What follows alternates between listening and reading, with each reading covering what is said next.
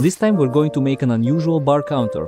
A crate of alcohol, a bucket of epoxy and some unconventional solutions. All of this in one shot video. Enjoy watching. For the base I'm using this oak slab, or as we say in Russian, a white live edge board.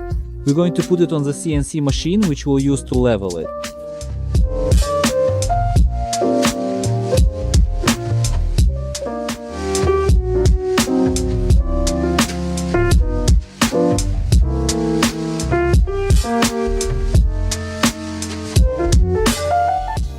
And so, pass after pass, layer by layer, until we get a perfectly flat blank.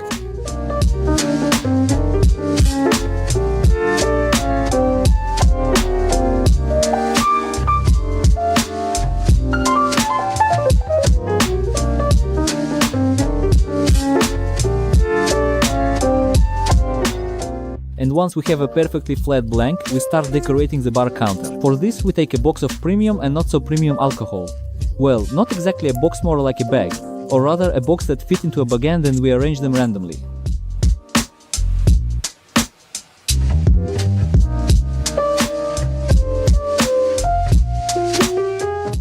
I try to place them in such a way that the bottles would cover knots and other imperfections in the wood. Of course, alcohol is evil. And as we all know, evil must be fought. But I suggest we leave that to the professionals. Once everything is in its place, I take a photo. The very next step is to carefully trace each bottle so that later I can make precise cutouts in the wood.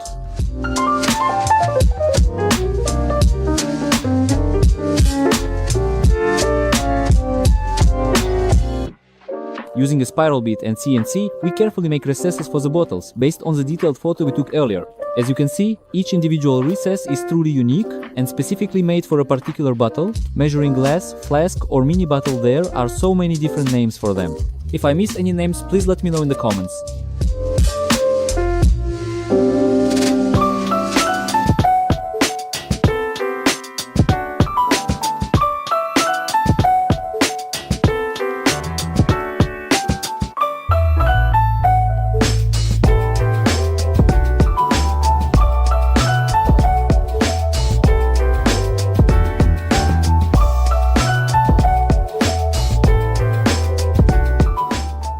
Now all that's left is to remove the fuzz and slightly smooth the edges using a Dremel.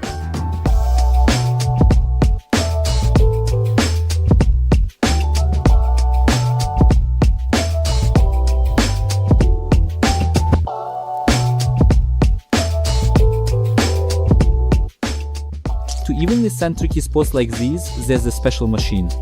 I think the principle of how it works is pretty clear just by looking at it.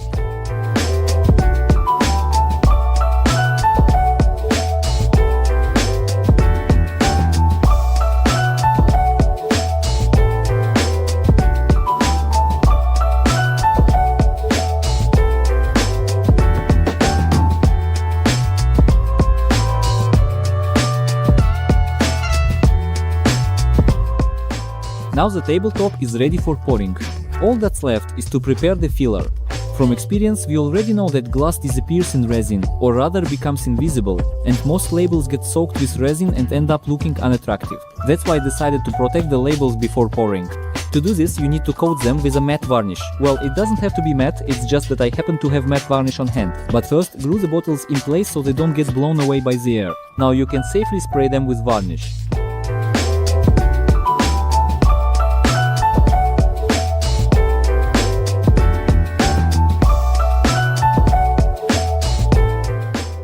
By the way, matte varnish becomes matte as it dries. That is, after application it's perfectly glossy, and after drying it turns matte. Here's a clear example for you. And while the glossy varnish is turning matte, I'm working on the formwork. You often ask what kind of plastic I use to make the formwork. Specifically, this is 1 mm thick PET plastic. It's a very convenient material. You don't have to mess around with tape and waste a lot of time. That's what I use as the base for the formwork. Then I place the tabletop on top of the plastic, and I seal the edges with silicone sealant.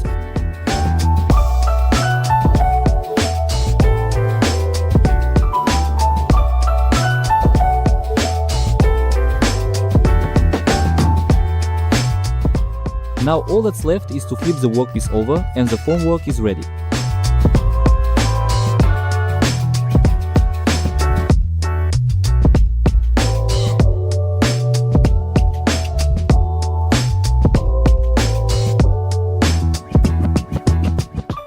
In the end, I decided to do the pour upside down, meaning the bottom side will be the front. To make sure the bottles don't stick out above the level of the wood, we pour the first layer, which gives us some extra thickness and another chance to calibrate the front side.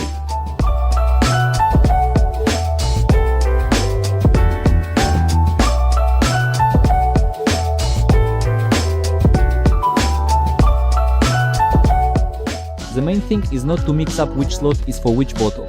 But after about an hour, we figured it out and started attaching the bottles, like this, using hot glue, so that they stay in place after the pour.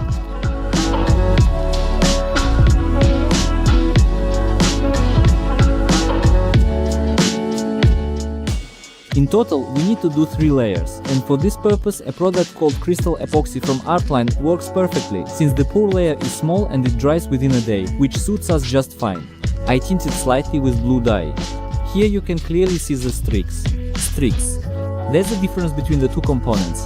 So, you need to mix the resin until these streaks disappear, then pour it into a new clean container and mix it thoroughly again. Only then will the resin meet all the stated specifications. I decided to pour this layer in such a way that the niches are filled exactly to the middle of the bottles, in order to achieve the intended effect in the end. That's exactly what I'm doing.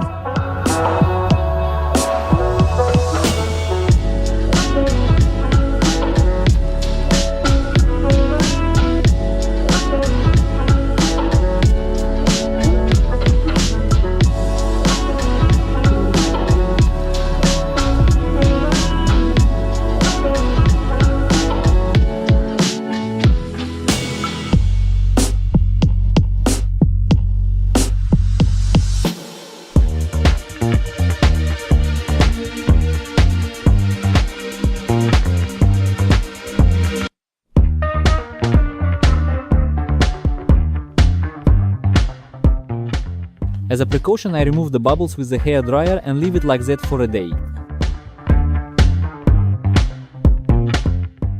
The next day, I carefully remove the pressing sticks and get ready for the next final layer.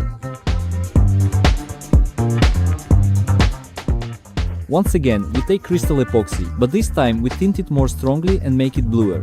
As a result, we get this color. Now we need to fill the niches to the brim.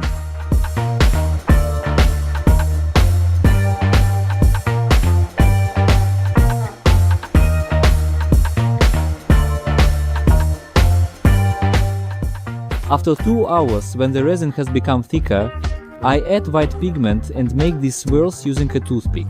As a result, after we flip the bar counter over, these swirls should look pretty good. And they should highlight the outline of the bottles, which disappear in the clear resin. And in theory, these swirls should give them volume again. But all of this is just in theory, since most of my videos are experiments that I'm happy to share with you. Later on, the issue of lighting will be addressed, depending on where this bar counter will be placed. Then I'll pour the final layer to hide the bottles that stick out above the level of the wood.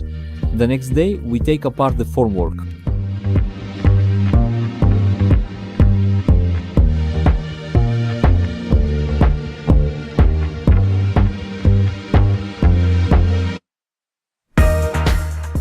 And overall, it becomes clear whether the intended effect was achieved. It definitely was. Now all that's left is to level the front side. This router bit is perfect for that purpose. It doesn't chip the epoxy, and after using it, all that's left is to sand the surface. And finally, apply clear varnish. Be sure to share your thoughts and in general leave as many comments as you can. This helps promote the video, which is very important when creating this kind of content. Thank you, and may your axe be sharp.